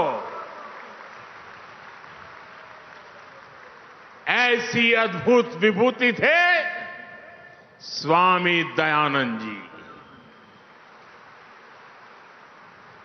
उन्होंने गुलामी के उस कालखंड में दबी कुचली राष्ट्र की चेतना को फिर से जागृत कर दिया। साथियों, स्वामी दयानंद सरस्वती जी जानते थे कि अगर भारत को आगे बढ़ना है तो भारत को सिर्फ गुलामी की जंजीरें ही नहीं तोड़नी है। जिन जंजीरों ने हमारे समाज को जकड़ा हुआ था, उस जंजीरों को भी तोड़नी जरूरी थी। इसलिए स्वामी दयानंद सरस्वती जी ने ऊंच नीच, छूताछूत और भेदभाव का खंडन किया। उन्होंने छुआछूत को जड़ मूल से उखाड़ फेंकने की आह्वान किया। उन्होंने अशिक्षा के खिलाफ अभियान छेड़ा। उन्होंने हमारे वेदों और शास्त्रों की गलत व्याख्या और मिलावट करने वालों को ललकारा। उन्होंने विदेशी नैरेटिव्स को भी चुनौती दी और शास्त्रार्थ की पुरानी परंपरा से सत्य को सिद्ध किया। साथियों, स्वामी दयानंद जी युगद्रष्टा महापुरुष थे। वो जानते थे चाहे व्यक्ति निर्माण हो या समाज निर्माण, उसके नेतृत्व में नारी शक्ति की बहुत बड़ी भूमिका होती है। इसलिए उन्होंने महिलाओं को घर की चौखट तक सीमित समझने वाली सोच को ही चुनौती दी। आर्य समाज के स्कूलों में लड़कियों को शिक्षा देने का अभियान शुरू किया। उस समय जालंधर में जो कन्या विद्यालय शुरू हुआ, वो देखते ही देखते कन्या महाविद्यालय बन गया। आर्य समाज के ऐसे ही महाविद्यालयों में पढ़ी लाखों लाख बेटियां आज राष्ट्र की नींव को मजबूत कर रही है। साथियों, यहां दिल्ली की मुख्यमंत्री रेखा गुप्ता जी इस समय मंच पर मौजूद है। अभी 2 दिन पहले ही हमारी राष्ट्रपति द्रौपदी मुर्मू जी ने राफेल फाइटर प्लेन में उड़ान भरी और इसमें उनकी साथी बनी स्क्वाड्रन लीडर शिवांगी सिंह। आज हमारी बेटियां फाइटर जेट उड़ा रही हैं और ड्रोन दीदी बनकर आधुनिक कृषि को भी बढ़ावा दे रही हैं। आज हम गर्व के साथ कह सकते हैं, भारत आज दुनिया के सबसे ज्यादा फीमेल स्टेम ग्रेजुएट्स वाला देश है। आज साइंस और टेक्नोलॉजी की फील्ड में भी महिलाएं लीडरशिप रोल में आ रही है। आज देश की टॉप वैज्ञानिक संस्थानों में विमेन साइंटिस्ट मंगलयान, चंद्रयान और गगनयान जैसे स्पेस मिशंस में अहम भूमिका निभा रही है। ये बदलाव बताता है कि देश आज सही मार्ग पर आगे बढ़ रहा है। देश स्वामी दयानंद जी के सपनों को पूरा कर रहा है। साथियों, स्वामी दयानंद जी के एक विचार का मैं अक्सर चिंतन करता हूं, उसे कई बार लोगों को बोलता भी हूं।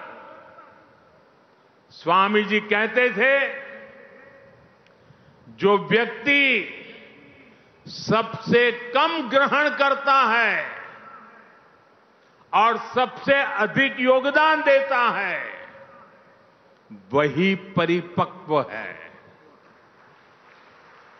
इन सीमित शब्दों में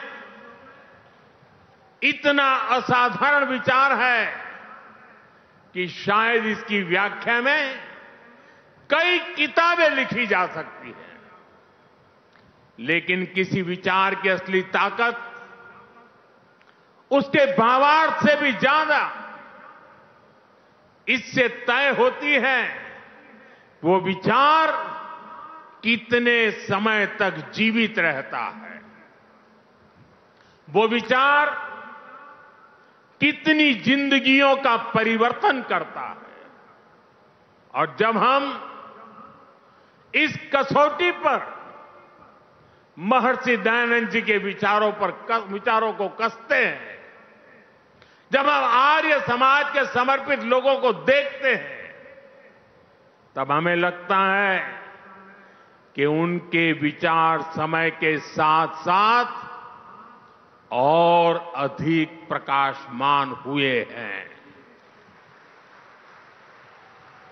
भाइयों और बहनों, स्वामी दयानंद सरस्वती जी ने अपने जीवन में परोपकारिणी सभा की स्थापना की थी। स्वामी जी के लगाए बीज ने विशाल वृक्ष की तरह कितनी ही शाखाओं को विस्तार दिया है।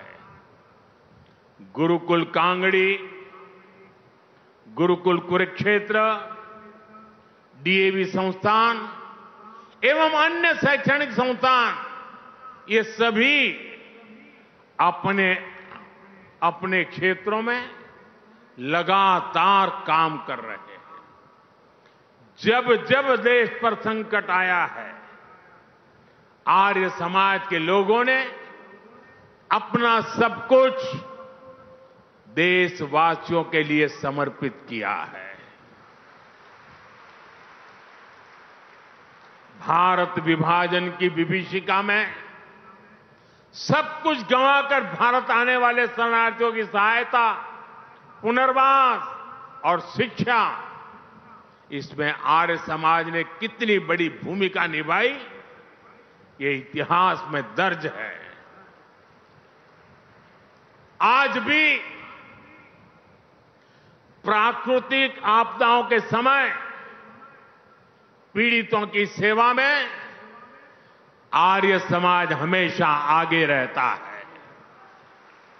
भाइयों और बहनों, आर्य समाज के जिन कार्यों का ऋण देश पर है, उनमें एक अहम कार्य देश की गुरुकुल परंपरा को जीवित रखना भी है। एक समय गुरुकुलों की ताकत से ही भारत ज्ञान विज्ञान के शिखर पर था। गुलामी के दौर में इस व्यवस्था पर जानबूझकर प्रहार किए गए। इससे हमारा ज्ञान नष्ट हुआ, हमारे संस्कार नष्ट हुए, नई पीढ़ी कमजोर हुई। आर्य समाज ने आगे आकर ध्वस्त होती गुरुकुल परंपरा को बचाया। यही नहीं, समय के मुताबिक आर्य समाज के गुरुकुलों ने खुद को परिष्कृत भी किया, उसमें आधुनिक शिक्षा का समावेश भी किया। आज जब देश राष्ट्रीय शिक्षा नीति के जरिए एक बार फिर शिक्षा को मूल्य और चरित्र निर्माण से जोड़ रहा है, तो मैं भारत की इस पवित्र ज्ञान परंपरा की रक्षा के लिए आर्य समाज का आभार भी करता हूं। साथियों, हमारे वेदों का वाक्य है कृण्वन्तो विश्वमार्यम, अर्थात हम पूरे विश्व को श्रेष्ठ बनाएं, उसे श्रेष्ठ विचारों को होकर लेकर के जाएं। स्वामी दयानंद जी ने इसी वेद वाक्य को आर्य समाज का ध्येय वाक्य बनाया। आज यही वेद वाक्य भारत की विकास यात्रा का मूल मंत्र भी है। भारत के विकास से विश्व का कल्याण, भारत की समृद्धि से मानवता की सेवा, देश इसी विजन पर आगे बढ़ रहा है। आज भारत सस्टेनेबल डेवलपमेंट की दिशा में एक प्रमुख ग्लोबल वॉइस बन चुका है। जिस तरह स्वामी जी ने वेदों की ओर लौटने का आह्वान किया था, उसी तरह आज भारत वैदिक जीवन पद्धति और आदर्शों की ओर लौटने की बात ग्लोबल स्टेज पर कर रहा है। इसके लिए हमने मिशन लाइफ लॉन्च किया है। पूरे विश्व से इसे सपोर्ट मिल रहा है। One sun, one world, one grid vision के जरिए हम क्लीन एनर्जी को भी एक ग्लोबल मूवमेंट में बदल रहे हैं। हमारा योग भी आज अंतर्राष्ट्रीय योग दिवस के जरिए दुनिया के 190 से ज्यादा देशों में पहुंच चुका है। जीवन में योग को अंगीकार करने की, योगमय जीवन जीने की ये पहल, पर्यावरण से जुड़े लाइफ जैसे मिशन, ये वैश्विक अभियान पूरी दुनिया आज जिनमें रुचि दिखा रही है, आर्य समाज के लोगों के लिए तो ये उनके जीवन और अनुशासन का हिस्सा है। सादा जीवन और सेवा की भावना, भारतीय वेशभूषा और परिधानों का प्राथमिकता, पर्यावरण की चिंता, भारतीयता का प्रचार प्रसार, आर्य समाज के लोग आजीवन इसमें लगे रहते हैं। इसलिए भाइयों बहनों, आज भारत जब सर्वे भवन्तु सुखिनः का उद्देश्य लेकर विश्व कल्याण के इन अभियानों को आगे बढ़ रहा है, आज भारत विश्व बंधु के रूप में अपनी भूमिका को और मजबूत कर रहा है। तो आर्य समाज का हर सदस्य इसे सहज ही अपना उद्देश्य मानकर काम कर रहा है। मैं आप सभी की इसके लिए सराहना करता हूं, प्रशंसा करता हूं। साथियों, स्वामी दयानंद सरस्वती जी ने जो मशाल जलाई, पिछले 150 वर्षों से आर्य समाज के रूप में समाज का पथ प्रदर्शन कर रही है। मैं मानता हूं स्वामी जी हम सभी में एक उत्तरदायित्व बोझ जगा कर गए हैं। ये उत्तरदायित्व है नए विचारों को आगे बढ़ाने का। ये उत्तरदायित्व होता है, चलता है ऐसी रूढ़ियों को तोड़कर नए सुधारों का। आप सभी का मुझ पर इतना स्नेह रहा है, इसलिए मैं आज आपसे कुछ मांगने के लिए भी आया हूं, कुछ आग्रह भी करने आया हूं। मांग सकता हूं ना? मांग सकता हूं ना? मुझे पूरा विश्वास है आप देखे रहेंगे। राष्ट्र निर्माण के महायज्ञ में आप इतना कुछ पहले से कर रहे हैं। मैं देश की कुछ वर्तमान प्राथमिकताएं भी आपके सामने दोहराना चाहता हूं। जैसे स्वदेशी आंदोलन, आर्य समाज इनसे ऐतिहासिक रूप से जुड़ा रहा है। आज जब देश ने फिर से स्वदेशी की जिम्मेदारी उठाई है, देश वोकल फॉर लोकल हुआ है, तो आपकी भूमिका इसमें और अहम हो जाती है। साथियों, आपको ध्यान होगा, अभी कुछ समय पहले देश ने ज्ञान भारतम मिशन भी शुरू किया है। इसका उद्देश्य है भारत की प्राचीन मैन्युस्क्रिप्ट को डिजिटाइज और प्रिजर्व करना। अथाह ज्ञान की हमारी ये धरोहर है, ये तभी संरक्षित होगी जब हमारी नई पीढ़ी इनसे जुड़े, इनकी अहमियत को समझे। इसलिए मैं आर्य समाज से आह्वान करूंगा, आपने 150 साल से भारत के पवित्र प्राचीन ग्रंथों को खोजने और संरक्षित करने का काम किया है। हमारे ग्रंथों को मौलिक रूप में बचाने का काम कई पीढ़ियों से आर्य समाज के लोग करते आ रहे हैं।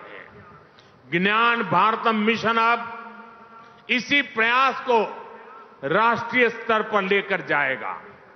आप इसे अपना ही अभियान मानकर इसमें सहयोग करें और अपने गुरुकुलों के जरिए, अपने संस्थानों के जरिए युवाओं को मैन्युस्क्रिप्ट के अध्ययन और शोध से भी जोड़े। साथियों, महर्षि दयानंद जी की 200वीं जयंती के अवसर पर मैंने यज्ञ में प्रयोग होने वाले अनाजों की चर्चा की थी।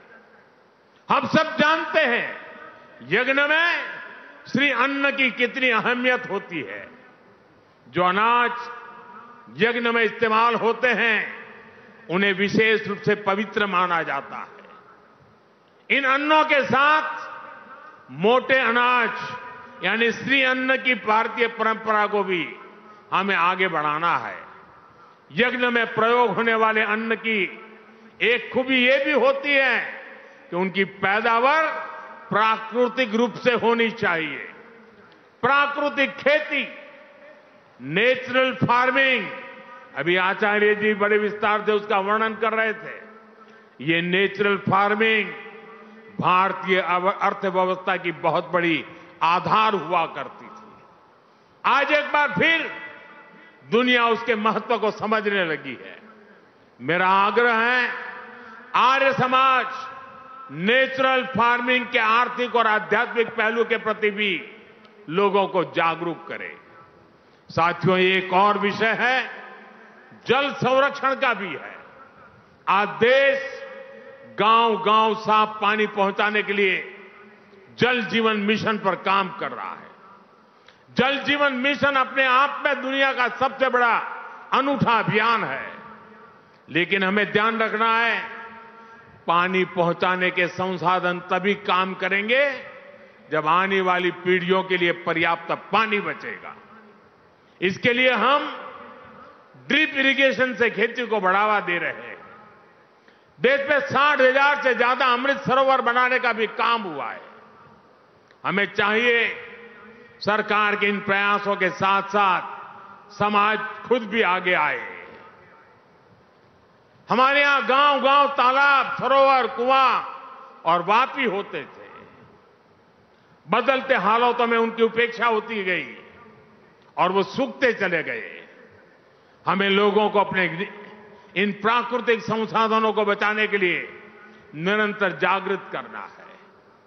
कैच द रेन जो सरकार का अभियान है, रिचार्जिंग वेल बनाने का जो अभियान है, वर्षा का पानी का उपयोग रिचार्जिंग के लिए करना, ये समय की मांग है। साथियों, बीते काफी समय से देश में एक पेड़ मां के नाम अभियान भी खूब सफल हुआ है। ये अभियान केवल कुछ दिनों या वर्षों का नहीं है, वृक्षारोपण सतत चलने वाला अभियान है। आर्य समाज के लोग इस अभियान से भी ज्यादा लोगों को जोड़ सकते हैं। साथियों, हमारे वेद हमें सिखाते हैं, संगच्छध्वम संवदध्वम संवो मनासी जानताम, अर्थात हम एक साथ चले, एक साथ बोले और एक दूसरे के मन को जाने, यानी एक दूसरे के विचारों का सम्मान करें। वेदों के इसी आह्वान को हमें राष्ट्र के आह्वान के रूप में भी देखना है। हमें देश के संकल्पों को अपना संकल्प बनाना है। हमें जन भागीदारी की भावना से सामूहिक प्रयासों को आगे बढ़ाना है। इन 150 वर्षों में आर्य समाज ने इसी भावना से काम किया है। इसी भावना को हमें निरंतर सशक्त करना है। मुझे विश्वास है, महर्षि दयानंद सरस्वती जी के विचार इसी तरह मानवता के कल्याण का मार्ग प्रशस्त करते रहेंगे। इसी कामना के साथ एक बार फिर आप सभी को आर्य समाज के 150 वर्ष की हार्दिक शुभकामनाएं देता हूं। आप सबका बहुत बहुत धन्यवाद। नमस्कार। अपने स्थान पर खड़े होकर के प्रधानमंत्री को विदाई देंगे। यहां से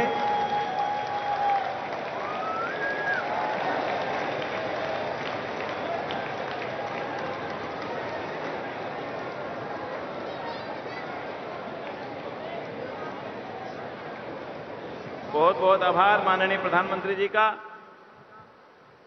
बहुत बहुत धन्यवाद। जोरदार तालियां बोले भारत माता की, भारत माता की, भारत माता की, Vande Mataram.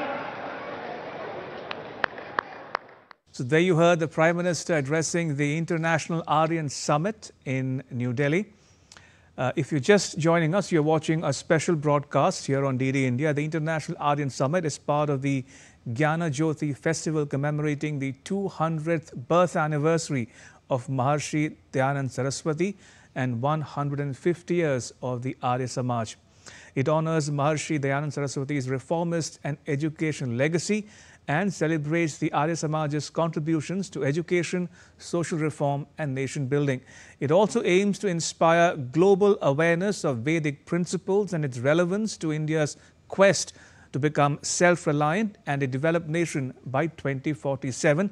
The summit brings together Arya Samaj members from India and around the world, reflecting the universal relevance of Maharshi's reformist ideals and the organization's global outreach. And therefore, in a sense, the summit reflects the Arya Samaj's worldwide impact in spreading Vedic values, equality and universal brotherhood. It also features an exhibition titled 150 Golden Years of Service, showcasing the Arya Samaj's transformative journey through its contributions in education, social reform and spiritual uplift. Well, let me quickly recap the Prime Minister's speech for you. Before beginning his speech, he released a 200 rupee coin commemorating the 200th birth anniversary of Maharshi Saraswati, and a coin to celebrate 150 years of the Arya Samaj. Now, he spoke how the anniversary celebrations are about Vedic identity and Indic thought. He said the Samaj has fearlessly advocated Indianness. The Maharshi urged fellow Indians to return to the wisdom of the Vedas and break the shackles of regressive practices. How he spoke out against superstition, social evils, untouchability and misinterpretation of Hindu scriptures. He also spoke up for empowerment of women. And joining me on the phone line for more is my colleague Dibyendu Mondal. Dibyendu, we heard the Prime Minister speak there for about 35-40 minutes. What were the main highlights in your estimation from the PM's address? Well, Ramesh, the Prime Minister spoke about, the life and teachings of Maharishi Dayanand Saraswati, and of course, commemorating his 200th birth anniversary along with the 150th anniversary of the establishment and foundation of Arya Samaj. So, of course, those were the key pointers and the key highlights of his entire speech, where he also spoke about, how Arya Samaj has been a fundamental part of framing a reformed society, even during the time when the society was trying to struggle with a lot of things. So therefore, his speech also did speak about how natural farming as well as those were talked about even during that point in time, and that is what his government is also trying to do, keeping with the time of how organic, sustainable living would be a part of the coming time. So therefore, these were the teachings of the founder of Arya Samaj back then. But then, even now, we will be living with those teachings. We will be taking forward his teachings, and making it part of our lives in the coming time. Speech was about, as you were also saying, breaking the shackles of and evolving a society with a more reformed notion of how a society should live, breaking away from superstition, breaking away from regressive ritualism. The founding principles of Arya Samaj is what, of course, he did highlight in his speech as well. Ramesh. Also, Dibyendu, earlier in the day when we spoke to you from the venue of the summit, you spoke about how many foreign delegates are taking part in this 4-day event, including this afternoon's program attended by the Prime Minister. We saw delegates from some countries in India's neighborhood and also far and beyond the neighborhood attending the Prime Minister's address there. Talk to us, give a sense of the participation at the summit itself. Which all countries are represented at the International Aryan Summit? Well, Ramesh, there are people of the faith who believes in the faith and the teachings of Dayanand Saraswati. It's not particularly with regards to any of the countries. It's about individual people who believe in the faith of faith teachings and spirituality with regards to Arya Samaj. So therefore, people from various countries from across the globe have been present here, who believes in the teachings and the faith of Arya Samaj. So therefore, we saw the former president of Mauritius. There are other representatives and leaders from different parts of both the neighborhood as well as in the far African nations, as well as in down south in the Caribbean. So people from, and these are not individuals that are representing their countries, but they are perhaps representing the faith that they had taken with them to these countries when they migrated from India. So therefore, it's more about the individual who believes in the teachings of Dayanand Saraswati and the followers of Arya Samaj who are being represented here at this massive event, food event that is taking place in New Delhi. Indeed, and we are approaching the end of our special broadcast. But one last question, Dibyendu, before we let you go. Towards the end of his speech there, the Prime Minister spoke about how the Maharshi's teachings also dwell upon the duties and responsibilities of a citizen of this country. And in that context, he appealed people present on the occasion to think about, to reflect on the concepts of Swadeshi, self-reliance, being vocal for local. In that context, he spoke about how the Arya Samaj could lead by example by encouraging or propagating natural farming, water conservation, and generally talk about sustainable development. So in that context, what did you make of the appeal, as it were, of the Prime Minister to people at large? Well, Ramesh, you see, there has been a lot of enthusiasm amongst the people that had assembled to listen to the Prime Minister, and majority of the people who had assembled were all believers in the faith of Arya Samaj. So therefore, the appeal that Prime Minister made was, of course, from the teachings, from the books of the Arya Samaj that talks about, Swadeshi, vocal for local. And remember, these have been a core principle of his government ever since his government had come to power in 2014. So ever since then, these principles had been the core of his governance. So therefore, an appeal to the people who had gathered here, who follow the teachings and the life of Dayanand Saraswati, to encourage more, because remember, he spoke about how the Arya Samaj has a lot of gurukuls, which translates into schools where teachings of Vedic on Vedics as well as on the life of Dayanand Saraswati is imparted to the young minds. So therefore, if these gurukuls can become a medium to spread the concept of Swadeshi, natural farming, sustainability, saving of rainwater. Remember, he spoke about how the government is working on Jal Jeevan Mission, saving the rainwater catchment areas, encouraging young children to plant more trees for a better future, for a better earth, for a greener earth. So these were his appeal to the people who had assembled here to impart better education, towards sustainable education, towards making the world a better place. All right, we'll leave it there for now. Dibyendu, thank you. Dibyendu Mondal reporting there from the venue of the just concluded International Aryan Summit in New Delhi. And with that, it's a wrap on this special broadcast. But news continues here on DD India. You can catch all the latest updates on our social media, mobile and digital platforms. Thanks for watching. Bye-bye.